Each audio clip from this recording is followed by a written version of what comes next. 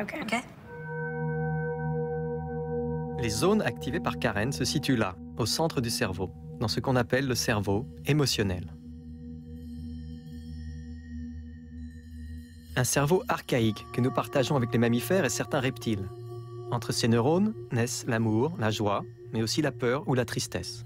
Bref, le royaume des émotions et de l'inconscient.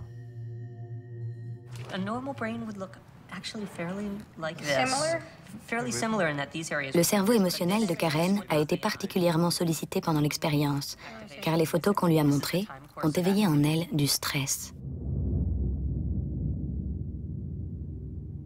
Or, le stress, c'est le talon d'Achille des personnes dépressives, la porte d'entrée où s'engouffre la dépression.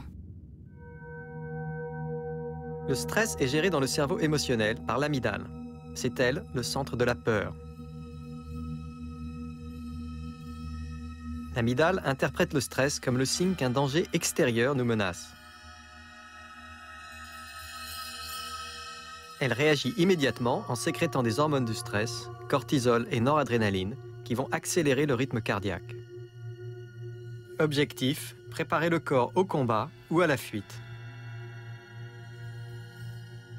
Pendant ce temps, il se passe quelque chose dans le néocortex, et surtout ici, dans le cortex préfrontal.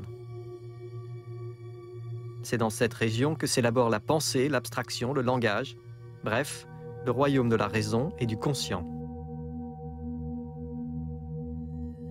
Mais réfléchir retarderait les réflexes de survie.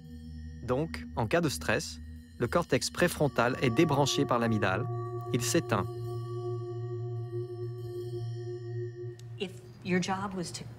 Imaginez que votre métier, c'est de compter les papillons et que vous êtes dans un bois. Et un ours arrive. Donc vous n'arrivez plus à compter correctement les papillons, vous prenez plutôt la fuite. Ça, grâce à votre amygdale qui a pris le pouvoir. Elle a éteint toutes les zones qui ne sont pas importantes pour votre survie. Et donc elle a éteint une grande partie de votre cortex préfrontal.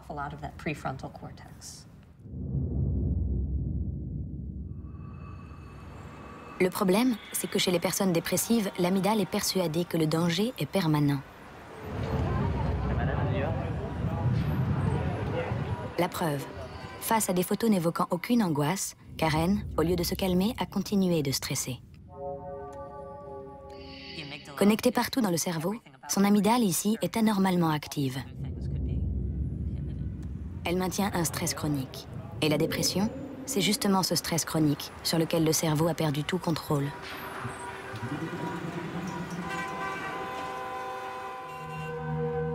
Le cerveau a perdu le contrôle, car après plusieurs semaines, l'hippocampe est attaqué par l'amygdale.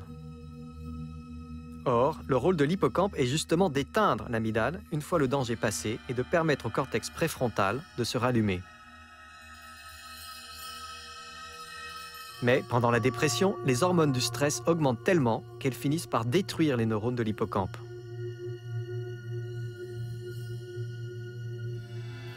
Affaibli, il ne peut plus remplir sa mission. Et le siège du raisonnement reste éteint. Les personnes dépressives sont donc coupées d'une moitié d'elles-mêmes.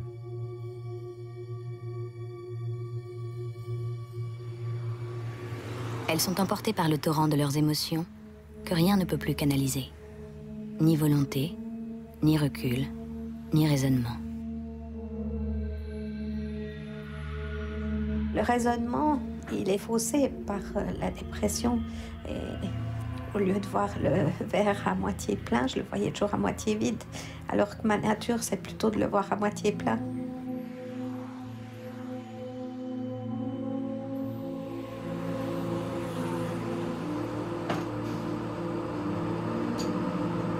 J'arrivais pas à raisonner mes émotions, j'arrivais pas à me motiver puis à me dire, ben voyons, Mélissa, lève-toi, fais quelque chose, prends-toi en main. C'est pas un bon conseil à donner non plus à une personne qui est dépressive.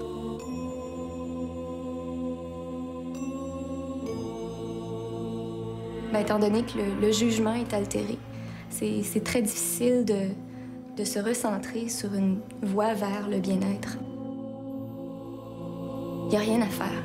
On a besoin d'aide.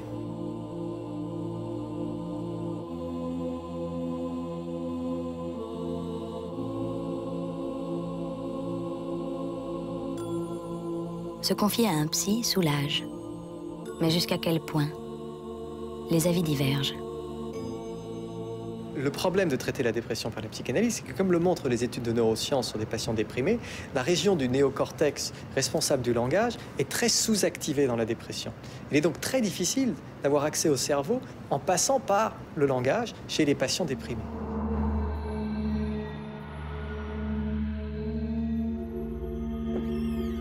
L'autre solution, ce sont les antidépresseurs. Ces médicaments, parmi les plus prescrits au monde, aident l'amygdale à se calmer et régulent le flot des émotions négatives. Alors, les antidépresseurs sont utiles et importants puisqu'ils sont capables de directement changer l'activité du cerveau émotionnel. Mais par contre, ils ne sont que des béquilles, dans la mesure où lorsqu'on arrête de prendre le traitement, ils ne jouent plus ce rôle, et d'où le fait que beaucoup de patients qui ont suivi ces traitements par antidépresseurs retombent dans la dépression.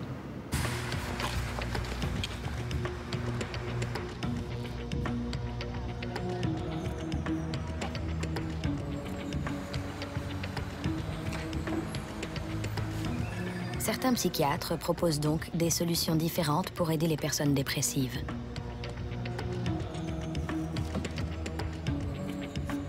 Il y a plein d'approches pour remplacer les antidépresseurs et la psychanalyse. Mais une des plus simples, c'est l'exercice physique. Une étude de l'université de Duke a montré que 30 minutes d'exercice physique 3 fois par semaine avaient un effet exactement identique à celui d'un antidépresseur. Au bout de 4 mois, le même nombre de patients avaient récupéré. Simplement, quand on regardait, 1 an plus tard, ceux qui s'étaient soignés avec un antidépresseur et avaient arrêté, 1 an plus tard, 40% d'entre eux avaient rechuté. Alors que ceux qui s'étaient soignés avec le sport, seulement 8% avaient rechuté, c'est-à-dire 4 fois moins.